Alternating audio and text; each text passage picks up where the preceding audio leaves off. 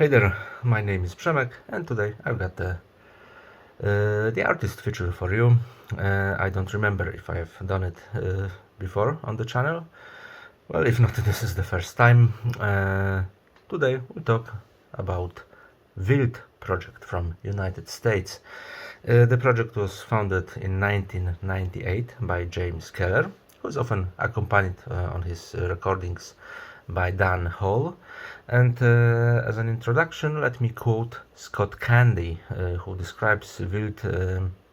This description can be found on Discogs like this.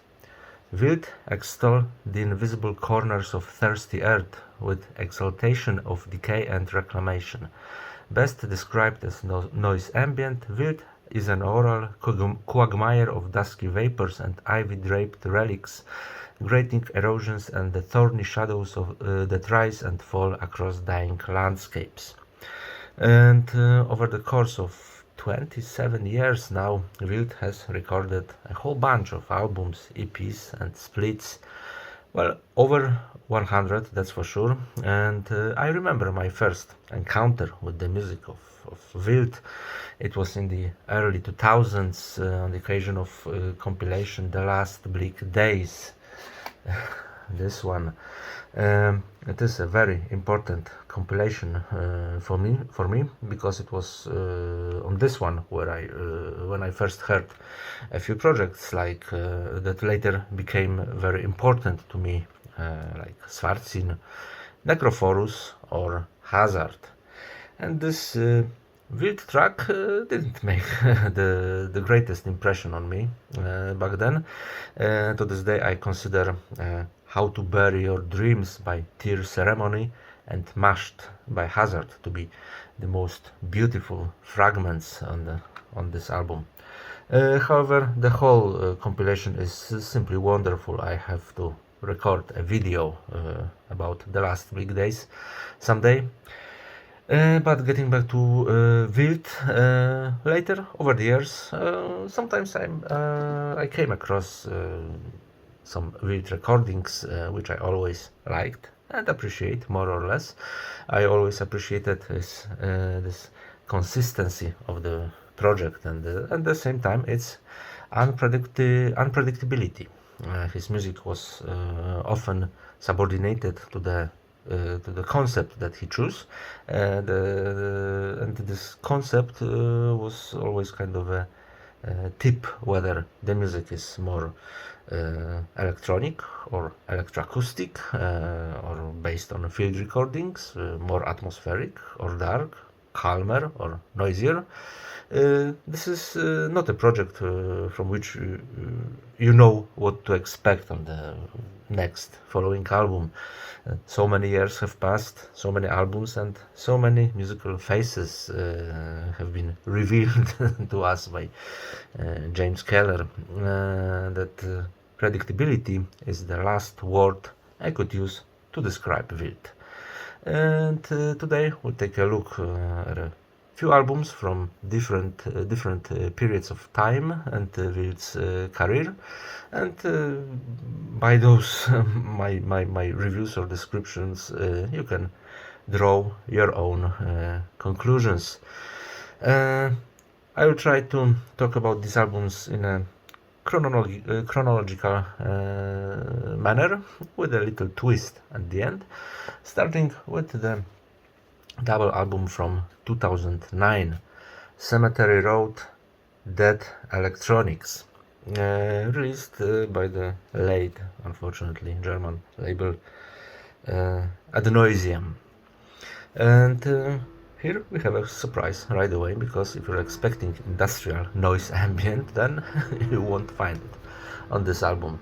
This one is based on guitar and bass, sprinkled with a touch of electronics. I think the name Trome will be the first thing that comes to mind for many of you after such a description. And after the first track, Red Bird, Black Sky, the light bulb with the inscription Trome lit up in my head immediately.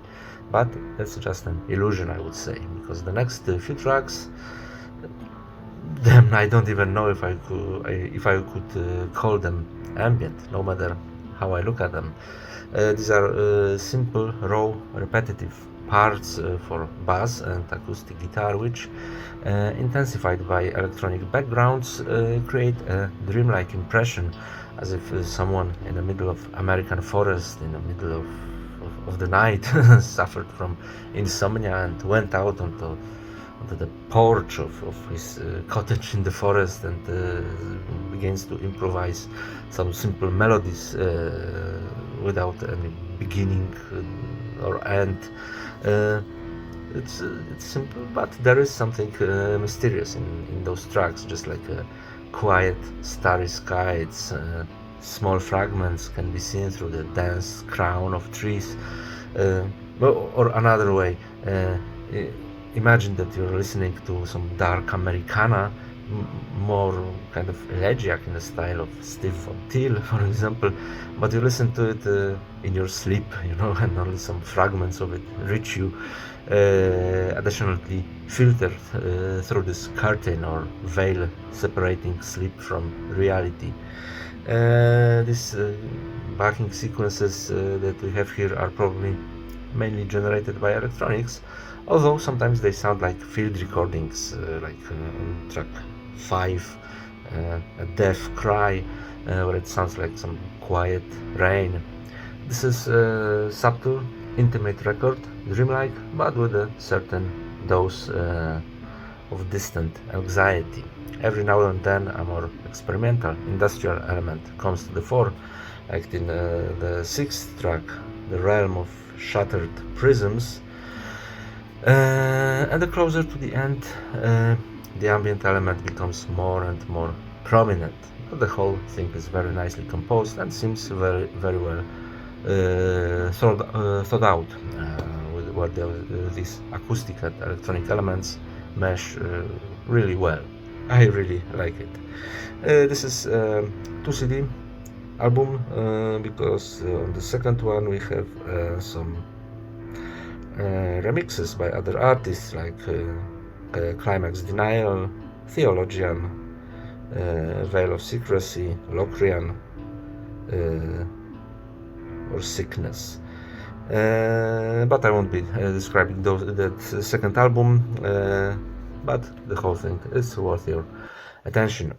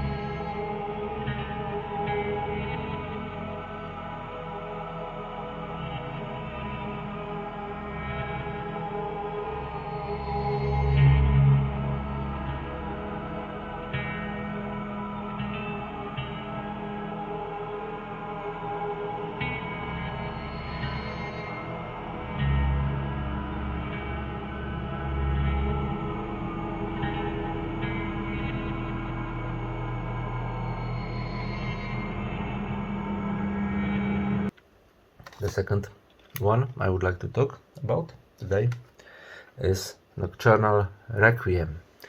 If the previous album discussed was like a Deep Forest, Nocturnal Requiem is, I don't know, it reminds me of a factory in the middle of wasteland, a huge plant where who knows what is being produced, creating clouds of smoke that cover the already grey sky. Clouds of fire rising into the sky, and metallic noise generated by rusty machines that work day and night, powered by some force from the underground. This album was released in 2014 by the American New Part of It label, and it is very dark and unsettling, even by WILT standards. This is dark ambient, but infected very strongly with death industrial and noise. It is difficult even to talk about typical drones here because all those sonic backgrounds are more crunchy post-industrial soundscapes or swirling tornadoes where the musicians impose subsequent sounds, often mechanical and inhuman, drowned in deep reverb.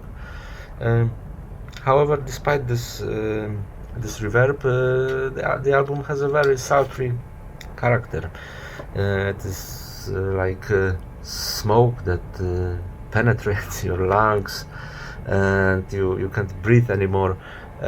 This term noise ambient, which is in that Scott Candy's description of Discogs, finds no better application than on a nocturnal requiem. You can sit on your armchair, turn off the lights, and play this album loudly. You're immediately transported from your own home or apartment to a post-apocalyptic wasteland where nothing remains except one colossal factory complex. However, it must be mentioned that towards the end, the last track, the starless vault of heaven, this throat-biting smoke dissolves somewhat in the air.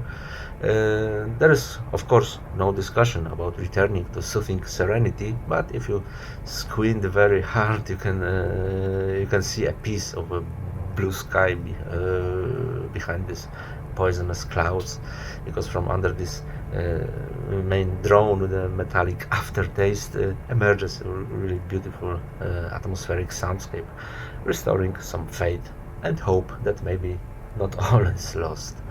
What a journey, eerie and misanthropic journey this album is. I recommend it to you if you feel too happy and positive. After those 50 minutes, these feelings will vanish like that. Nocturnal Requiem.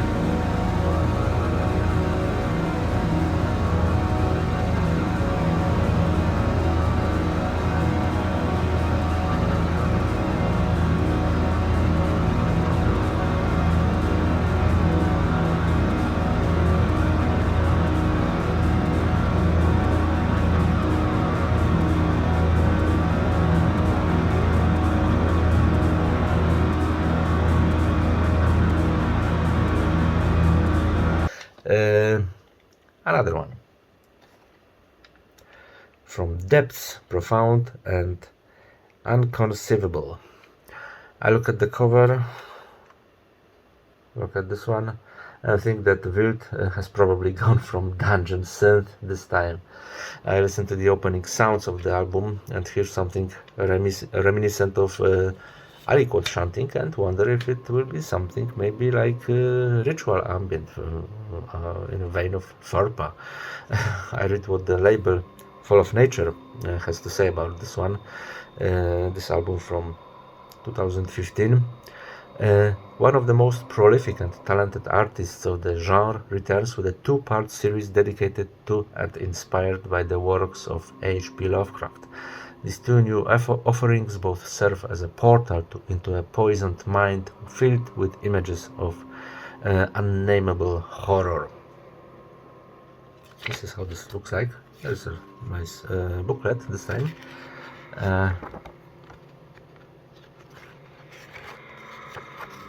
As you can see, it looks pretty cool.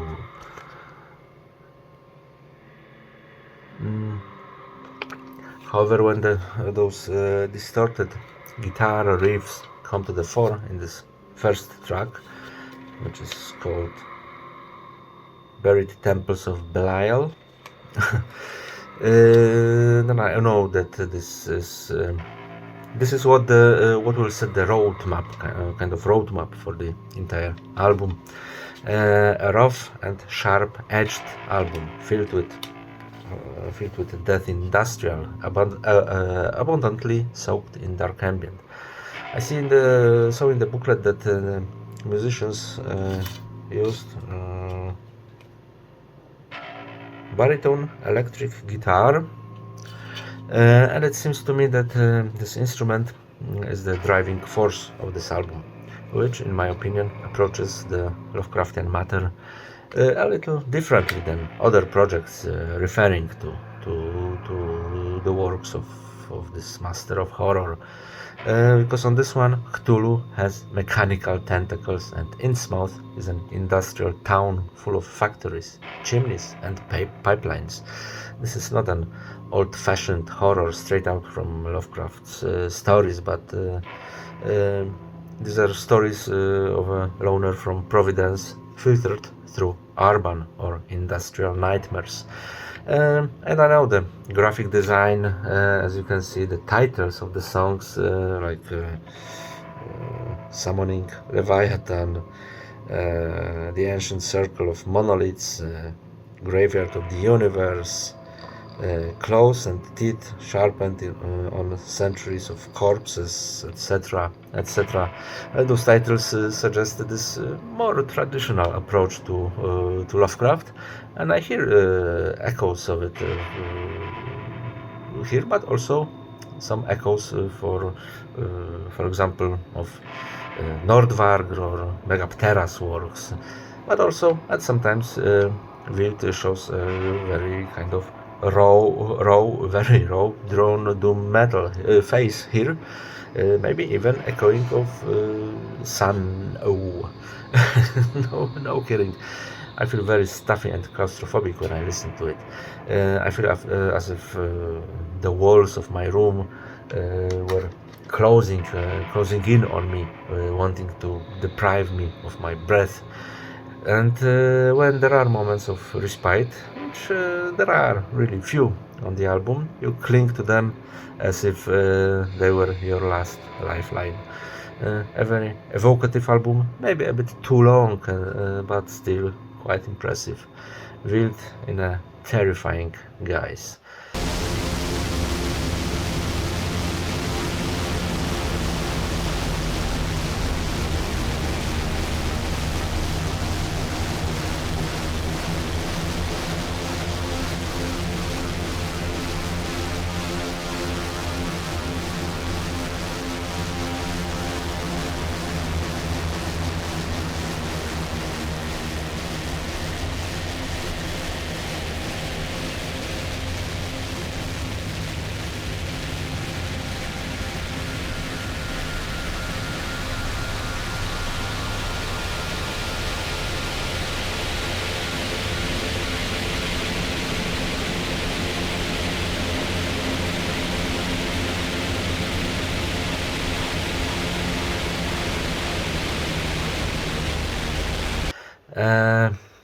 Another one.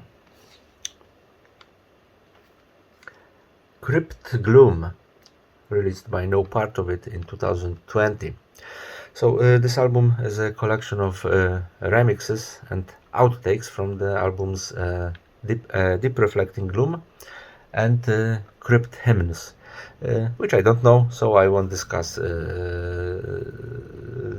those, but I will talk about Crypt Gloom separately, without any relation to those two albums. And here James Keller, because according on what's written here, it was only James Keller who recorded this one, focuses on the atmosphere of total horror in a purely dark ambient form. I recently played a video game, Call of Cthulhu, by French studio Cyanide from 2018, and there is a good soundtrack in this game. I don't remember the composer of that soundtrack, but I think still it was good. But I think that some parts of the game could work maybe even better with tracks from Crypt Gloom. On this album, this Lovecraft suits me even better than on this previous one, from depths profound and inconceivable. This is music of marshy caves, passages to other dimensions, ancient cults, and the great ancients lurking in the darkness. We probably won't witness any explosion of violence here at any point. Some death industrial threats or elements are at most very delicately outlined here, maybe apart from hybrid dreams, metamorphosis mix, which is pure death industrial, and this music doesn't flow. It crawls like some hideous creature in the sewers, and it just waits days, weeks, months, years, waiting for its time, because it's about waiting for the inevitable to come. This feeling is sometimes even worse than the actual culmination. For some, this description may sound boring, but no. Despite its long duration, WILT manages to maintain this tension until the very end. Although I realize that even the last piece, among the moss with hollow harmony, 20 minutes of low rumbling that reminds me of a boiling volcano, maybe a bit too much for some listeners. Although it may not be my favorite album from this whole set, it is definitely a piece of solid dark ambient, very coherent despite this remix B-side character of Crypt Gloom. Yeah, Crypt Gloom by WILT. This was another one.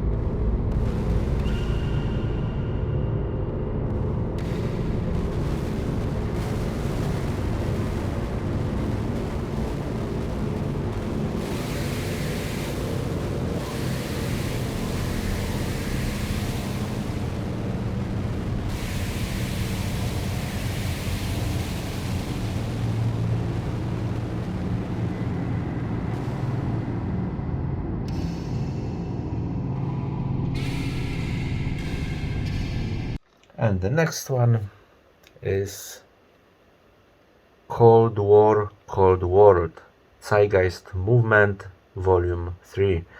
This is one of two of my favorite releases from those discussed today. The first one is, like I said, Cold War, Cold World, Zeitgeist Movement, Volume 3.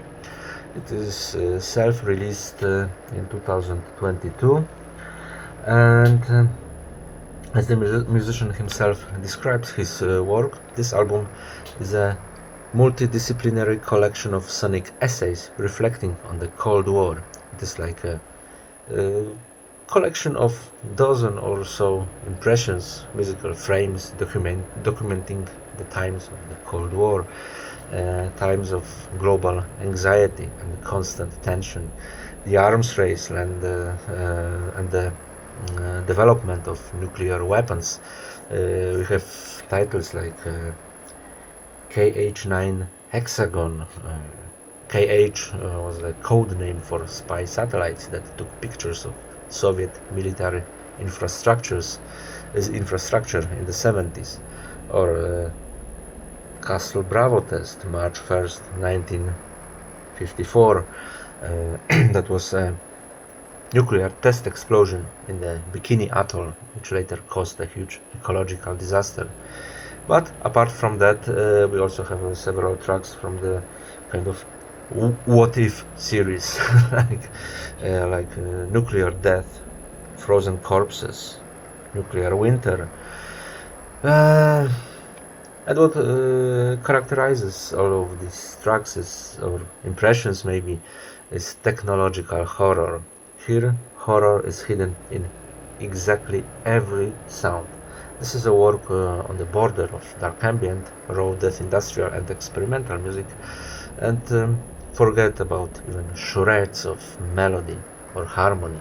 These are soundscapes characterized by an extremely cold and soulless sound, often having the shape of a working gloomy machinery creating tools of destruction. Sometimes, like in those that mentioned Castle Bravo test, James tries to kind of visualize in a sonic way the epicenter of a thermonuclear explosion, and there is no chaos in it at all. Most of the tracks are based on processed loops, which is all the more terrifying because thanks to this, it is easier for us to realize that this is not a whim of nature, but an image of calculated human action striving for a global destruction. A terrifying image of what the insane pursuit of power combined with modern technology in the hands of lunatic can lead to. This is an album that can be a warning so that history doesn't repeat itself, but you can see for yourselves what is happening in the world. So, yeah. Finally, I will read you about the equipment James used to create this album, because it is very interesting. Field recordings, object manipulation, recordings of fluorescent lights and shortwave radio, corroded cassette type and Panasonic tape recorded player, floor tom, contact mic, Casio CT6000 synthesizer, circuit band Casio PT80 synthesizer, Yamaha VSS30 synthesizer, microcorg, Boss SP303 sampler, Boss GT6 effects pedal, performance / object recordings made in 2 abandoned silos on May 21st and 22nd, 2020 by the Cold War Ensemble. J. Keller, C. Keller, J. Keller. Yeah. Cold War, Cold World, Zeitgeist Movement, Volume 3. An excellent, excellent album.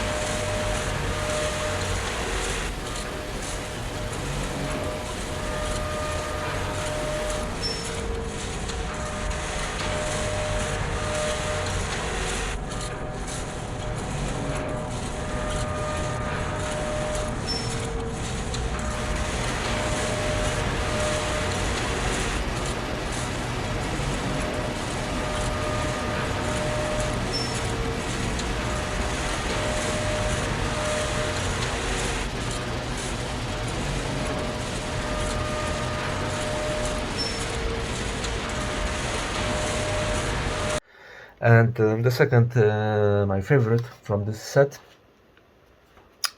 is this one, Radio 1940, and like I said at the beginning, I'm slightly disrupting the chronology, because this last double album is chronologically the oldest, because it was released in 2002 by Ad Noisia.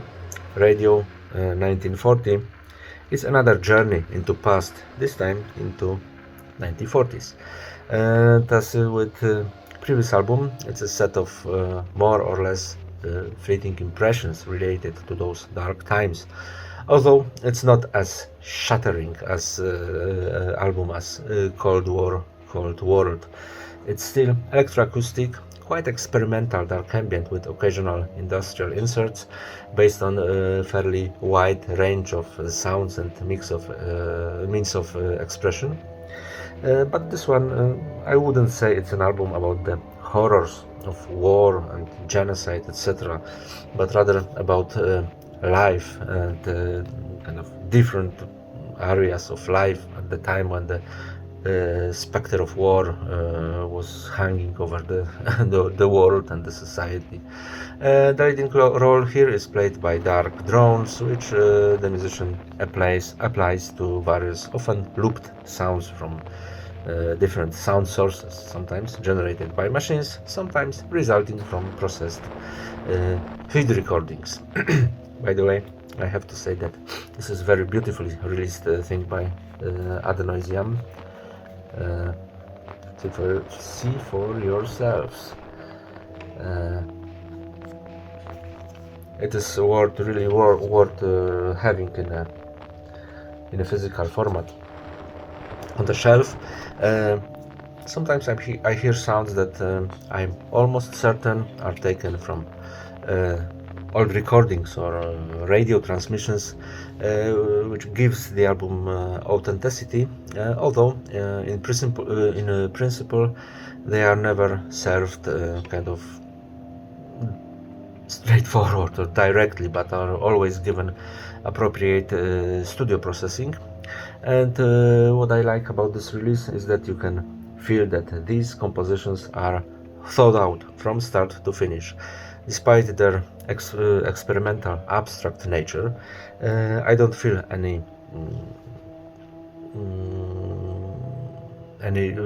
random element or improvisation in these sounds.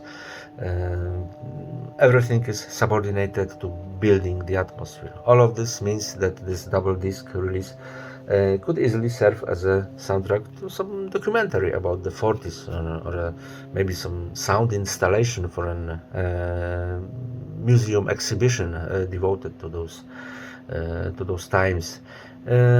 Especially if you're tired of typical bland soundtracks from from most of the documentaries. I really like Radio 1940, although I admit that I've only listened to it in its entirety from start to finish only once, because other times I have to kind of dose it because it's 2 hours of quite challenging music, but it's really great stuff. WILT Radio 40, the last one for today.